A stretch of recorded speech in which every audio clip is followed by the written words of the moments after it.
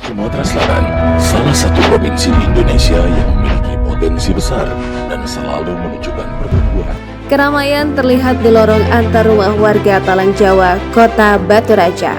Itulah kegairahan Pasar Emak setiap minggu pukul 6 hingga 9. Menyajikan aneka kuliner seperti nasi uduk, lontong, nasi goreng, pecel, gado-gado, dan mie ayam.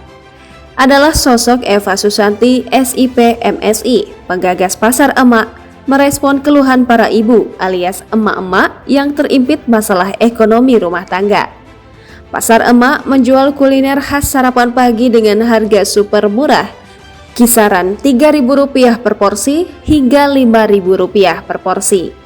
Makanan sehat dan segar menjadi daya tarik pasar kuliner yang digagas dosen program studi ilmu pemerintahan Unbara ini.